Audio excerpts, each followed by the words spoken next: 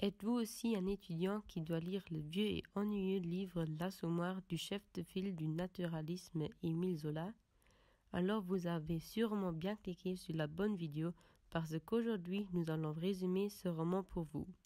Commençons d'abord par la présentation des personnages principaux. Voici le personnage principal du roman. Gervaise Macquart. Elle est âgée de 22 ans lorsque l'histoire commence et elle se trouve actuellement à Paris avec son compagnon, Lantier. Les deux ont ensemble 2 enfants.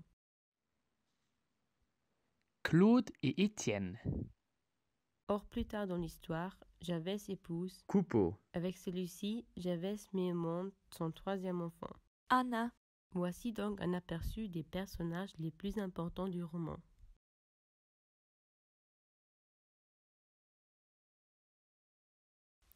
L'histoire de Zola se déroule en 1850 dans un quartier nommé Goutte-d'Or à Paris. La famille de Gervaise vit des épargnes. Ni elle ni Lantier ne travaillent. Lantier et Gervaise se disputent donc un jour, ce qui ne se termine pas bien pour Gervaise.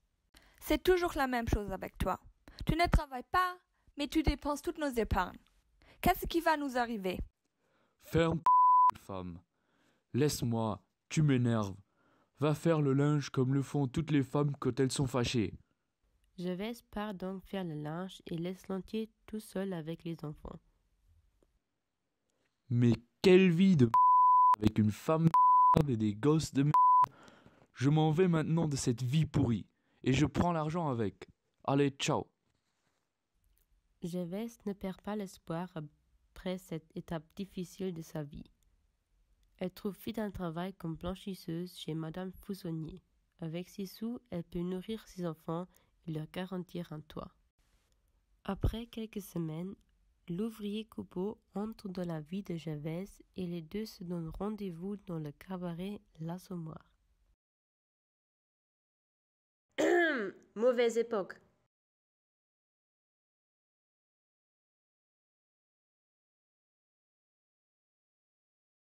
Pour moi, une boisson sans alcool, s'il vous plaît. Je déteste l'alcool. Mon père avait des problèmes avec l'alcool. Vraiment? Très bien. Car dans ma famille, on a aussi eu des difficultés avec l'alcool. Let's get married. Non, pas question. Si, allez, s'il te plaît.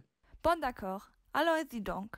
Et c'est bien comme ça que la mignonne histoire des deux fiancés a commencé. Les deux planifient donc tout et...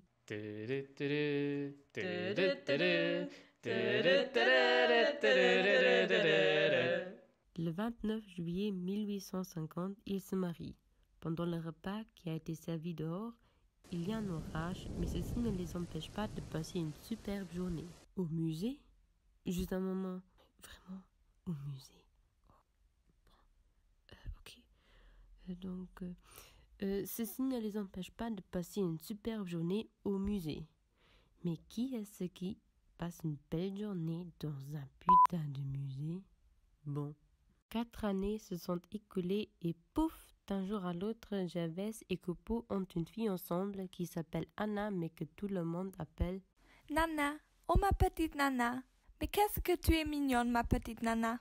Et pour rendre l'histoire plus intéressante, l'histoire n'est pas super surprenante jusqu'à là.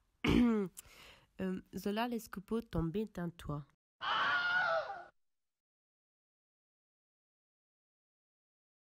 Oh non, je ne sais plus quoi faire. Je dépense tout l'argent pour la guérison de mon mari. Mais qu'est-ce que je fais? Pas de problème. Je suis Gouget, ton voisin qui a beaucoup d'argent et qui est amoureux de toi. Je peux t'en donner un peu. Oh, mon héros!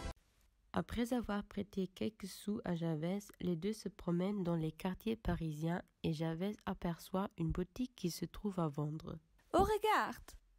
Mais quelle belle boutique! Tu me l'achètes? S'il te plaît, s'il te plaît, s'il te plaît? Oui, pour toi, je ferai tout. Et c'est bien comme ça que Gervaise ouvre sa propre boutique. Après quelque temps, la boutique de Gervaise va tellement bien qu'elle doit même engager 2 employés et une apprentie. C'est aussi à ce moment-là que Coupeau est complètement guéri et retourne au travail. Tri-tra, trulala, je vais au travail. Oh, il est déjà temps pour l'apéro.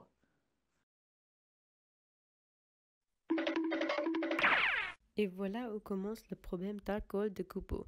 Et de ceci vient aussi cela. Voici donc Coupeau un soir à la maison complètement bourré. Punaise, je suis sous. Femme, viens ici. Quoi? Gervais ne se laisse pas abattre et organise un grand dîner pour fêter son anniversaire. Mais quelle belle journée! Rien ne peut la gâcher. Tout à coup, Lantier apparaît. Hello, it's me. I was wondering if after all these years you'd like to meet. Ah, alors c'est toi ce fameux Lantier? En fait, tu me parais quelqu'un de très sympa. Pourquoi tu ne viens pas vivre avec nous? Mais tu payeras du loyer, n'est-ce pas? Oui, bien sûr. Mais qu'est-ce qu'ils sont cons. Moi, je ne paierai sûrement pas de loyer. Moi.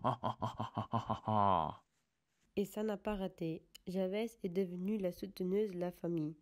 Ni Lantier ni Coupeau n'ont travaillé pour gagner un seul sou. Coupeau est tombé encore plus dans la dépendance et Lantier s'est approché de Gervais jusqu'au point où les deux ont dormi ensemble.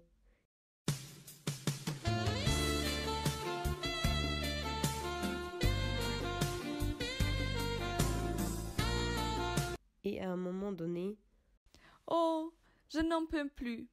Nourrir une famille toute seule et entreprendre une boutique. J'en ai vraiment marre.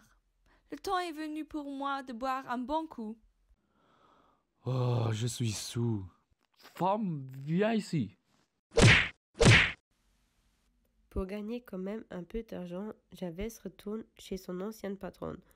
Or, elle n'y reste pas longtemps, et Coupeau a d'autres problèmes à ce moment. Quoi de neuf, docteur? Voyons, vous avez des crises de folie. Vous devez immédiatement arrêter de boire. Ok, docteur. Et ceci se déroule plusieurs fois.